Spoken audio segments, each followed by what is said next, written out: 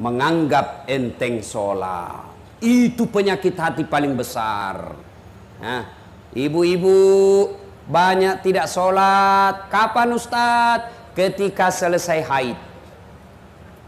Dapat bonus 5 hari, dia tambah 2. Dia bilang suaminya, biasanya kok cuma 5 hari, kok belum sholat, ini sudah 7 hari. Apa kata istrinya? Belum bersih bang, masih ada sedikit-sedikit. Kata suaminya, kok bohong ya? Apa bohong? Saya kasih lihat. Apa mau dikasih lihat?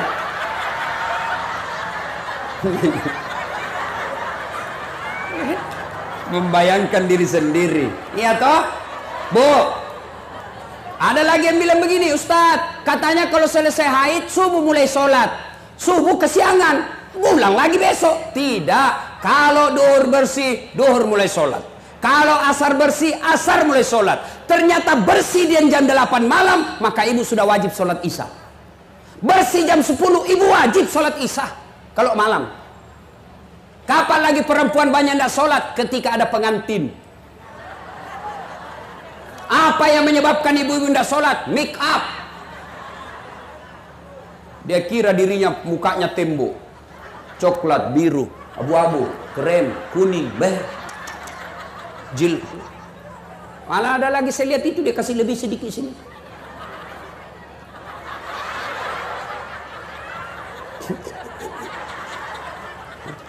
Banyak sekarang perempuan palsu. Bibirnya merah, palsu. Pipinya biru-biru, palsu. Bulu matanya panjang, palsu. Alisnya tebal, palsu. Pantatnya gabus.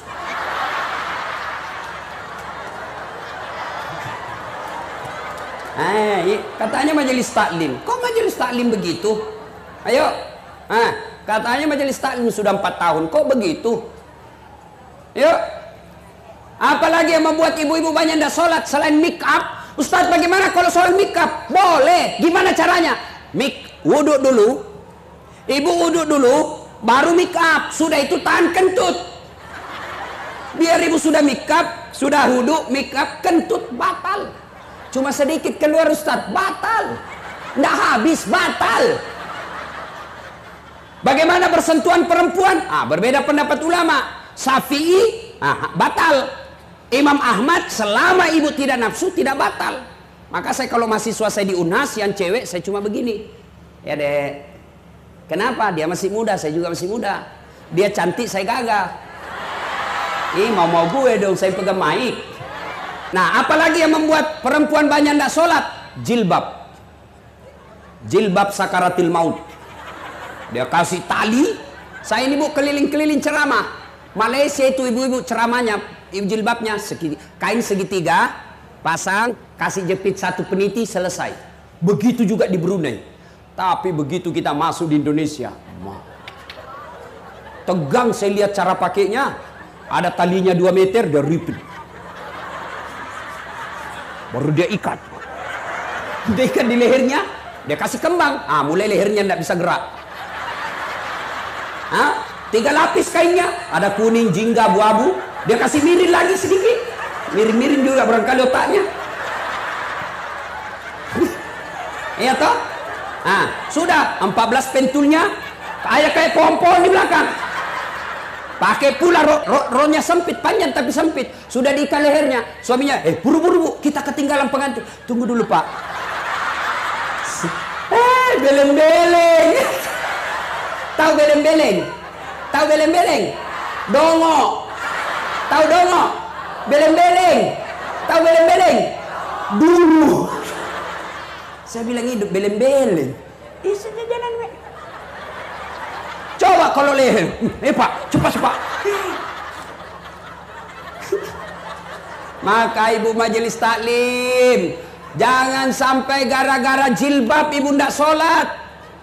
Coba lihat ibu-ibu, sudah orang kaya, istri pejabat, cantik. Kalau dia berpakaian ala kadarnya, itu menjadi teladan orang.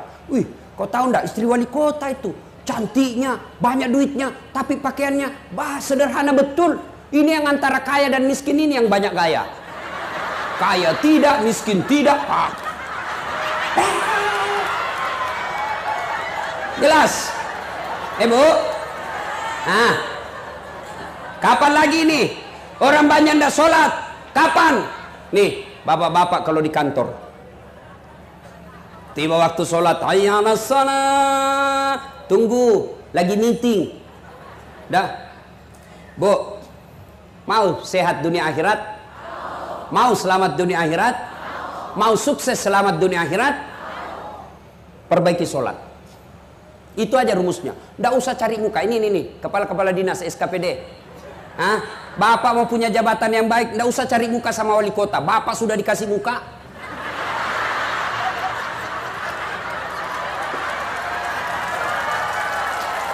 Ada juga itu ASN kayak nggak punya harga diri depan wali kota. Ya Pak, siap.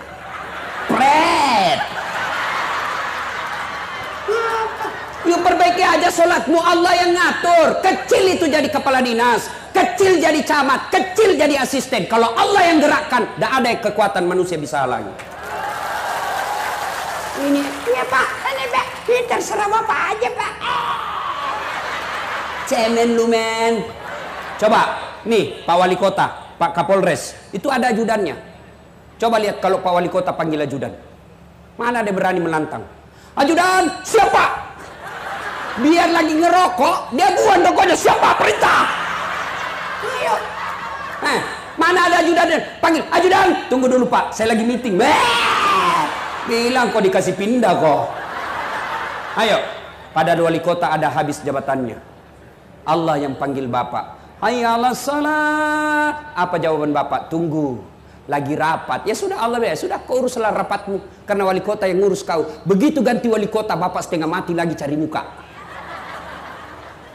Ayo, capek Pak cari muka sama manusia. Lebih cari muka kepada Allah. Bagaimana caranya? Perbaiki sholat. Kalau sholat baik, kecil apa yang Bapak Ibu mau. Punya rumah kecil buat Allah. Punya anak kecil buat Allah. Punya jabatan kecil buat Allah. Allah cuma minta ista'inu bisabri wassalah. Sabar perbaiki sholatmu. Saya yang selesaikan itu masalahmu. Itu janji Allah, bukan janji caleg. Wah, kalau caleg yang janji kita, andai boleh dijanji kita surga, dia janjinya juga kita surga. Bagi-bagi kartu nama, pilih saya, sama-sama kita orang Bugis, pilih saya, ini. Begitu terpilih dia ganti nomor HP-nya. Nah ya sudah, perbaiki sholat. Adik-adik, ada di sini masih pegawai negeri, pegawai honor, kau perbaiki sholatmu, Allah yang kasih kamu. Wallahi, saya dulu orang susah-susah jadi pegawai. Saya Unhas yang minta saya ngajar. Universitas saya minta saya ngajar. Dicuri saya punya berkas. Dihilangkan saya punya berkas. Malah Allah lebih murahkan dikasih surat khusus. Coba. Kalau Allah yang mau kecil itu jadi pegawai. Yang tidak masuk akal saja boleh terjadi kalau Allah mau. Apalagi yang ada jalannya. Contoh Bapak. Yang namanya tidak masuk akal. Ya, Bapak tidak pernah sekolah polisi, tiba-tiba mau jadi Kapolres, itu tidak masuk akal itu. Ayah, tapi kalau Bapak pegawai negeri sipil, mau jadi sekda, itu ada jalannya. Ada jalannya, jadi tidak usah putus asa. Yang tidak ada jalannya saja Allah kasih, apalagi kalau ada jalannya. Mana yang tidak ada jalannya? Contoh saya kasih. Perempuan boleh tidak hamil tidak pernah disentuh laki-laki? Bisa tidak perempuan hamil tidak pernah disentuh laki-laki? Tidak mungkin kata ilmu biologi. Tidak masuk akal kata manusia. Tapi kalau Allah yang mau, Siti Maryam, wanita suci, tidak pernah disentuh laki-laki, hamil melahirkan Isa alaihi salam. Cuma sekarang banyak juga yang mau saingan Siti Maryam. Hamil tidak ada suaminya, beleng-beleng.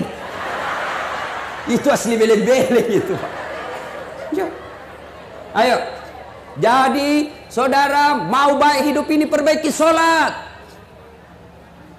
Contoh lagi, Ustaz, saya sudah 30 tahun jadi pegawai, kok tidak bisa hidup saya baik-baik, tidak bisa lepas dari kredit rumah, setengah mati saya ini Ustaz.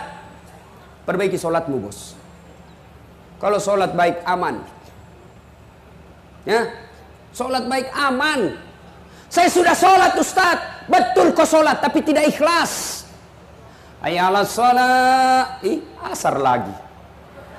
Barusan duhur, kok tidak ikhlas.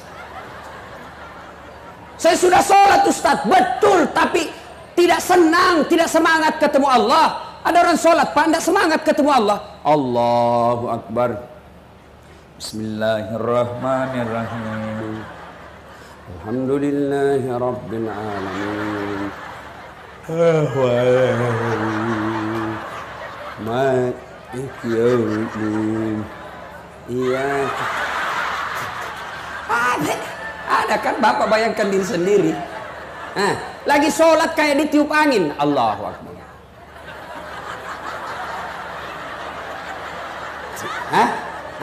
Ya memang ada karena itu ibu. Sholat Allahu Akbar.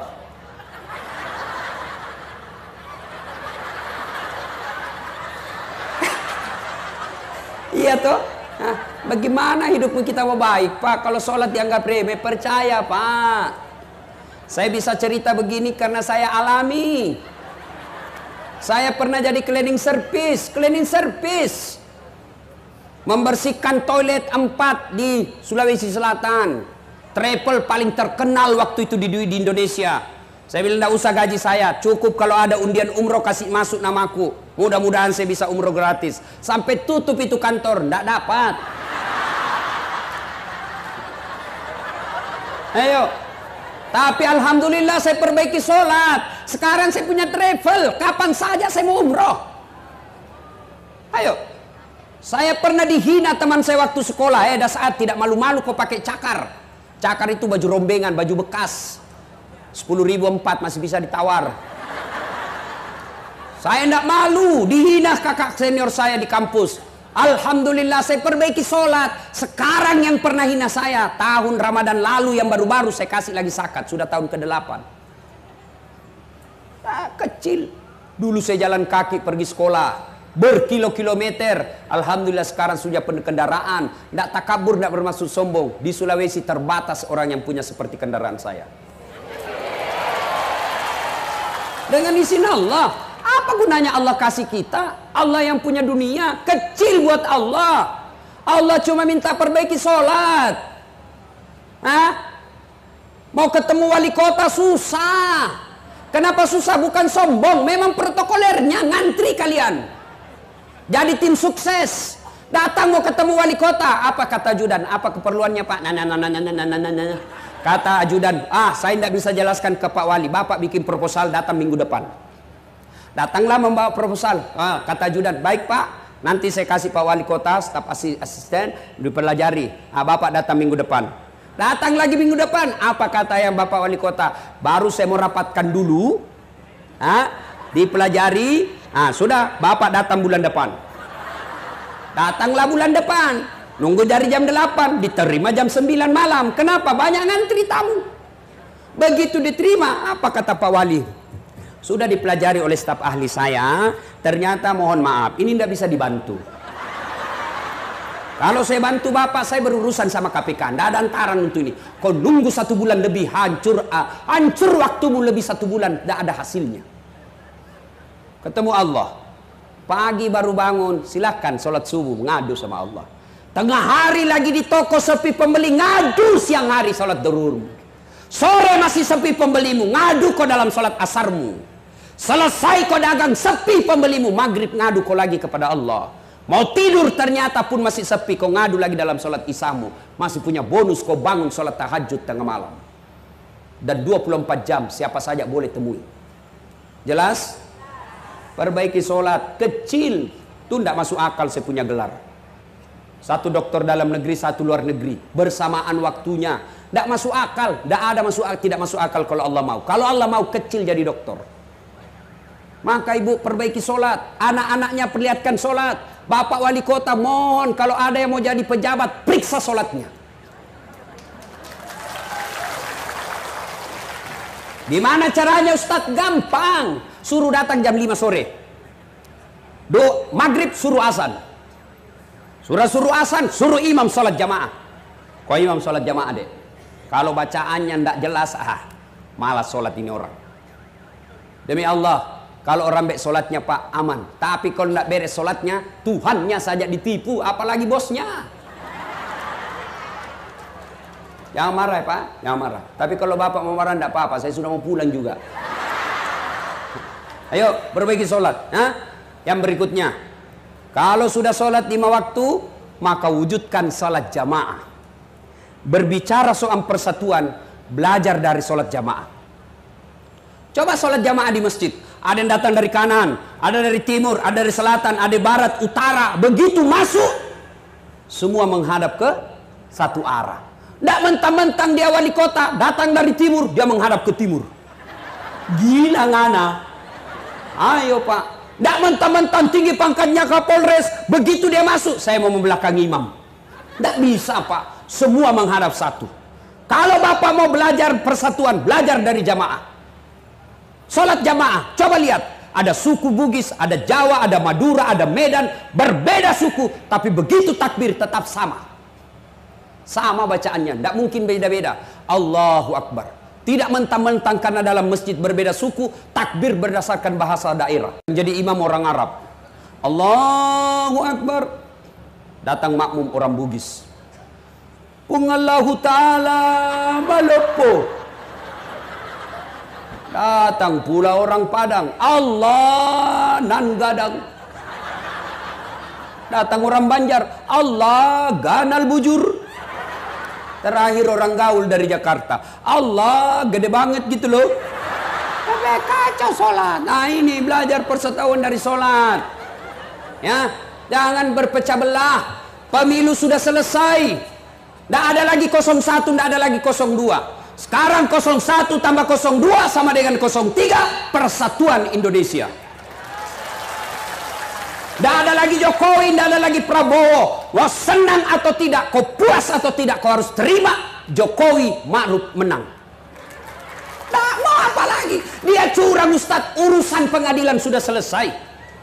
Kalau bebas di dunia ada lagi pengadilan akhirat, tidak usah ribut. Nah, ini sudah lama bertetangga gara-gara beda pilihan baku musuh. Beleng-beleng. Nah kasih kok gajinya dong. Sudah, jangan lagi berpecah belah. Tidak ada enaknya itu orang bermusuhan. Sebaliknya, bagus itu banyak teman. Apa baiknya banyak teman? Satu, banyak teman, gampang murah rezekimu. Saya di Makassar hampir tidak pernah duitku habis. Di mana-mana ada yang bayarkan saya. Saya ke pasar, baru turun dari mobil. Assalamualaikum Ustaz. Dalam hatiku aman dan terkendali.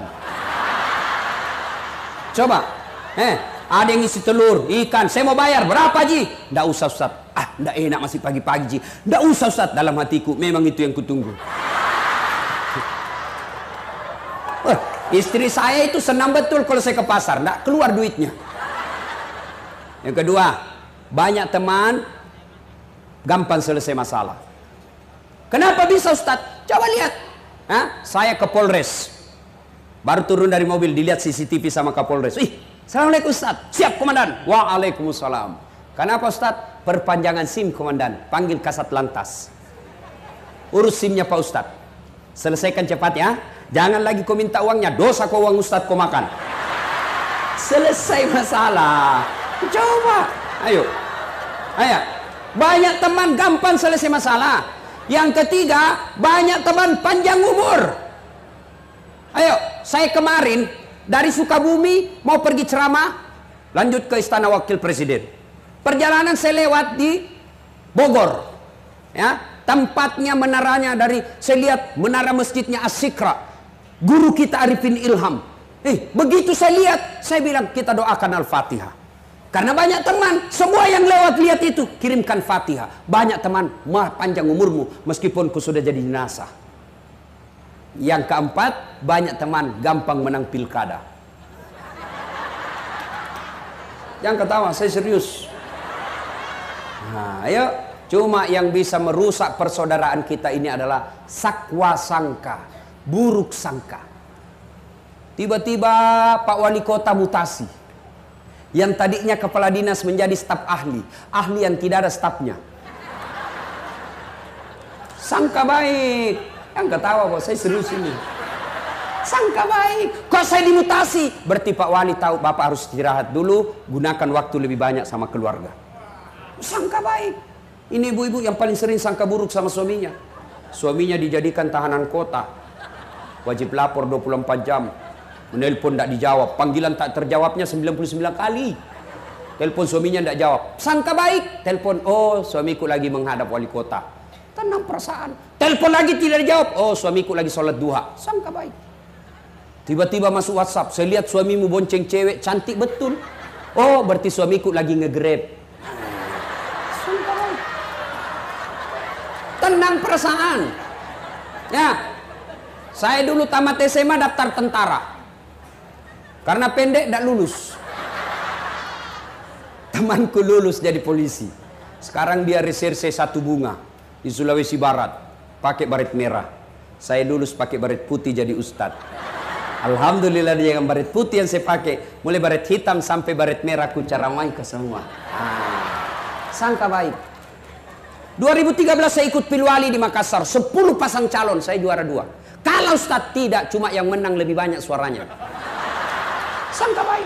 Bapak-bapak ASN, kalau ada mutasi sangka baik saja Pak. Tenang perasaanmu. Jangan sangka buruk. Apalagi pergi cari santet. Sangka baik. Nah ibu bapak saudara-saudara sekalian. Pada intinya kita hadir di sini. Mari kembali merapatkan persaudaraan. Banyak penyakit hati tapi waktu yang terbatas. Sudah kita periksa. Oh ini saya sakit. Sekarang wala tai'asu birrauhillah. Kalau hatinya sakit, obati. Bagaimana cara mengobati sakit hati? Ala bi dzikrillahi tatmainnul qulub. Dengan berzikir. Gimana caranya ibu berzikir? Maka ibu-ibu majelis taklim masing-masing punya bawa tas, ya. Jangan tasnya hanya dibungkus dalam kue. Ibu-ibu Columbus, kelompok ibu-ibu pembungkus. Kalau ada pengantin dia bungkus semua kue masuk di tas. Nah, ibu-ibu Columbus itu. Kelompok ibu-ibu pembungkus. Ayo, maka tasnya isi tasbih. Isi tasbih. Ibu lagi di kendaraan dari rumah menuju ke tempat majelis taklim, pegang zikirnya, tasbihnya. Subhanallah, subhanallah. Bapak-bapak lagi nunggu antrian ketemu Pak Wali Kota, berzikir. Subhanallah, subhanallah, subhanallah. Tiba-tiba lihat cewek cantik. Kelihatan pahanya. Apa yang kita ucapkan? Bukan alhamdulillah. Subhanallah. Maha suci Allah yang telah menciptakan yang indah itu. Ternyata masih dilihat. Ucapkan astagfirullah, palingkan pandangan. Astagfirullah, astagfirullah, astagfirullah. Ya, zikir. Cuma kalau berzikir, kan zikir yang paling populer itu yang 3. Subhanallah, alhamdulillah, Allahu Akbar. Cuma supaya bagus dan nancap di hati, zikirnya perdengarkan telinga dan jangan terlalu cepat. Dan zikir Pak terlalu cepat, ini tidak ada bekasnya.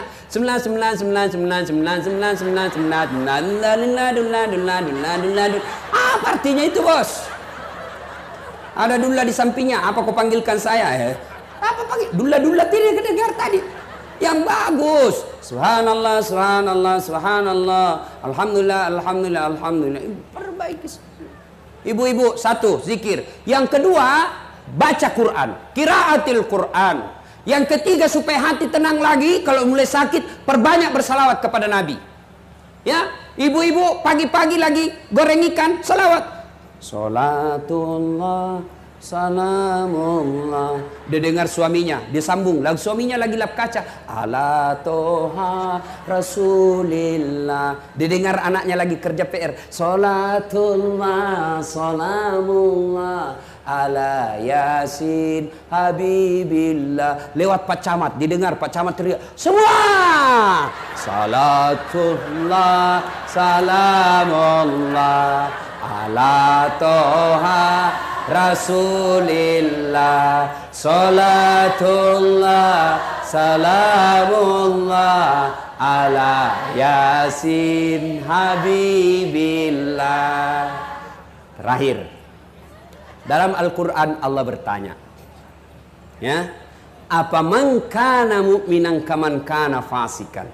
Sama ndak orang yang beriman dengan fasik? Beriman dengan pura-pura beriman. Fasik itu pura-pura beriman. Kata Allah, la yasta'un. Tidak sama. Apa perbedaannya? Menurut Quran, innamal mu'minuna alladzina idza dzukirallah wajilat qulubuhum. Orang yang baik imannya, kalau dia dengar ceramah, dia dengar dakwah, dengar pengajian, maka dia berkata, makin bertambah imannya. Itu sudah bagus. Pulang ceramah, bener itu dia bilang, Ustadz, saya tadi yang kena kontraktor itu. Bener itu Ustadz, yang tukang gosip saya kena, maka besok saya tidak ulang. Bagus imannya. Tapi kalau sebaliknya, dinasehati tidak mempan, maka yang disindir dalam ayat berikutnya, wa sawa'un alaihim a'anzartahum am lam tunsirhum. Kau sampaikan ayat Allah, kau nasihati atau tidak, kau ceramai atau tidak, la yu'minun, sama saja mereka tidak akan beriman. Bahkan ayat berikutnya Allah jelaskan, mereka lebih hina dari binatang. Tahu binatang, Ibu? Tahu binatang? Ibu saya di kampung sampai detik ini masih jual beli kambing. Itu kalau ada kambing beliau yang nakal, suka seruduk temannya, dia panggil penjaga kambing, kau jual itu kambing. Nakal itu, dia ganggu temannya. Sampai di pasar, Bu Haji, tidak ada yang beli, bawa pulang, potong kita makan sama-sama. Kambing nakal, jual, tidak laku, potong kita makan. Tapi kalau ada ibu di sini, tukang gosip, tidak sholat, tukang tipu, ini apa? Potong. Siapa yang mau makan? Ayo, jual. Siapa yang mau beli? Merugikan. Maka ini disebut mereka lebih hina dari binatang. Inilah tujuan daripada pemerintah Kota Medan mengajak kita ke sini agar kita bisa lebih baik dari binatang dan tidak menjadi lebih hina dari binatang.